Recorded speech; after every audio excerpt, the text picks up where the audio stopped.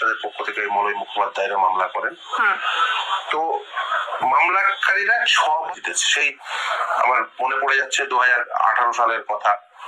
2018 সাল, 19 সাল, 20 সাল, 21, 22, 23, 24 পেরিয়ে আজকে 25 সাল, 6 বার হেরেছে রাজ্য সরকার। দেখুন, রোপা রুল 2009 এটা যদি কেউ পড়েন তার কাছে পরিষ্কার হয়ে যাবে ডিএ কিভাবে দিতে হবে। ডিএ দিতে হবে all India consumer price index এর সঙ্গে সাযুজ্য রেখে, এটা রোপা রুলস এ লেখা আছে। এখন আপনি এটাকে প্রলম্বিত করতে চাইছেন। ডিএ সরকারি কর্মচারীদের এই ডিএ পাওয়ার যে অধিকারটি সেটিকে বিলম্বিত করতে চাইছে। তার ফলে কি হচ্ছে, এই যে বলছেন আদালতের সামনে গিয়ে যে 40,000 কোটি টাকা আমার উপরে চেপে বসবে, এই 40,000 কোটি টাকা তো চেপে বসতোই না যদি প্রতি মাসে আপনি all India consumer price index এর সঙ্গে সাযুজ্য রেখে দিয়ে। তাদের আদালতে আসতে হলো, confederation of state government employees মামলা করলো, তাদের হয়ে আমি মামলা করলাম।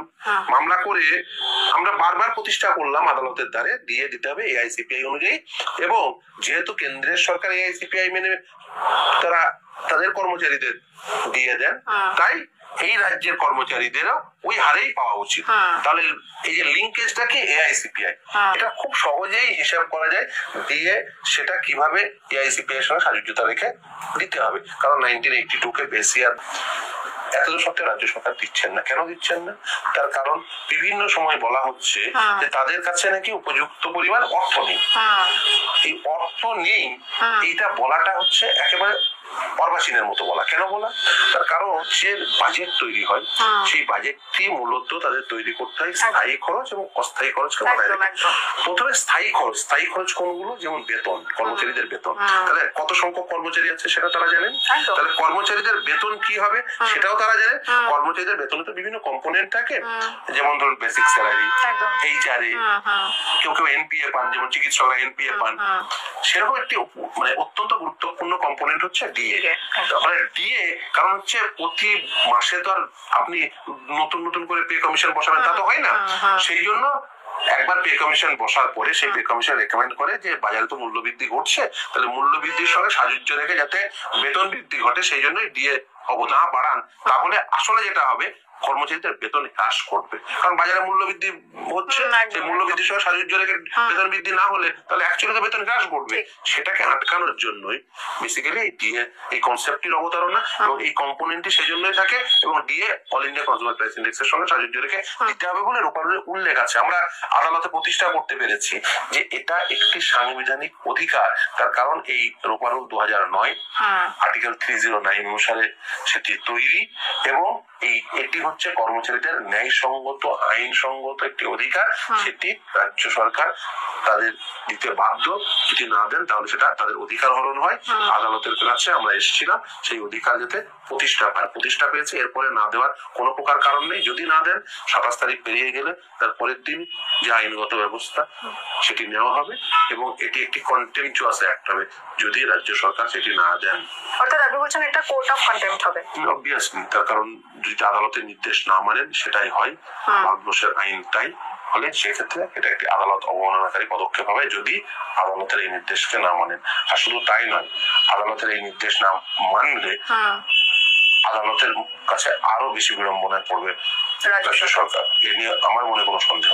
তো আপনি কথার মাঝখানে যখন বললেন যে রাজ্য সরকার যেমনটা বলেছিল যে তাদের কাছে পর্যাপ্ত পরিমাণে অর্থ নেই, তো সেই ক্ষেত্রে 1 মাসের মধ্যে 2 বার রাজ্য সরকার কিন্তু ঋণ নিয়ে ফেলেছে মোট 4,000 কোটি টাকা।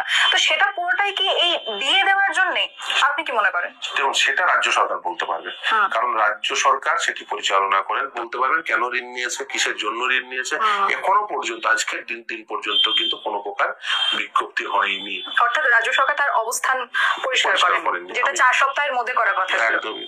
দেখুন, আমি বলি যে 6 সপ্তাহের মধ্যে 25% এরিয়ার দিয়ে এটা দিতে পারে। আপনিও আশায় থাকতে পারেন, আমিও আশায় থাকতে পারি, রাজ্য সরকারি কর্মচারীরা আশায় আছে। আমরা আশা করব যে তারা সুপ্রিম কোর্টের নির্দেশ মোতাবেক সেটা মিটিয়ে দেবেন। যদি না মেটান সেটা কিন্তু আদালত অবমাননাকারী পদক্ষেপ হবে। একদমই। তবে শামীম বাবু, আরেকটা বিষয় হচ্ছে সুপ্রিম কোর্ট যেমন বলেছে যে বকেয়া ডিএর 25% হারে সেটা মিটিয়ে দিতে হবে। তো রাজ্য সরকার যদি এই 25% না দিয়ে তার থেকে কম দেয় তাহলে সেটা কি কোর্ট অফ কন্টেম্প্ট হবে? অবভিয়াসলি। আদালতের নির্দেশ মানে আদালতের নির্দেশ কিন্তু আপনাকে পালন করতে হয়। আপনি বলতে পারেন না যে আমার আদালত 25% দিয়েছে মানে আমার ইচ্ছা হলো আমি তাতে থেকে কম দিয়ে দিলাম, সেটা আপনি কখনোই পারেন না। যারা মামলাকারী রয়েছে তারা যদি দেখেন যে হচ্ছে না, সেই মোতাবেক তারা দিয়ে পেলেন না, তারা অবভিয়াসলি কন্টেম্প করবেন, সেটাই স্বাভাবিক নিয়ম।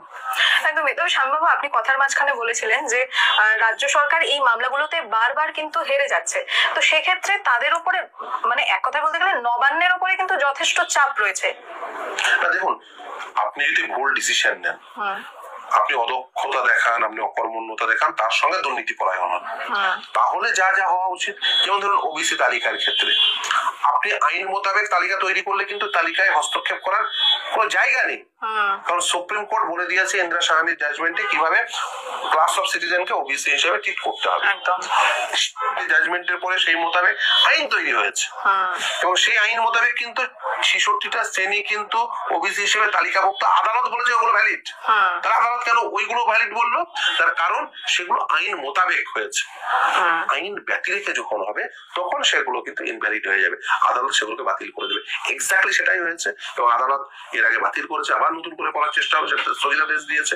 এটা কোনোভাবেই কাঙ্ক্ষিত নয় যে কেউ অদক্ষতা অকর্মণ্যতা দেখাবেন এবং প্রশাসন দুর্নীতি পরায়ণ হবেন। যদি সেটা হন, তাহলে এই যে যা যা দেখছেন এসএসসি, ডিএ, ওবিসি, অন্যান্য ক্ষেত্রে যেমন 100 দিনের কাজ, সবগুলো একইভাবে এইভাবে এফেক্টেড হবে, সাধারণ মানুষ বঞ্চিত হবে।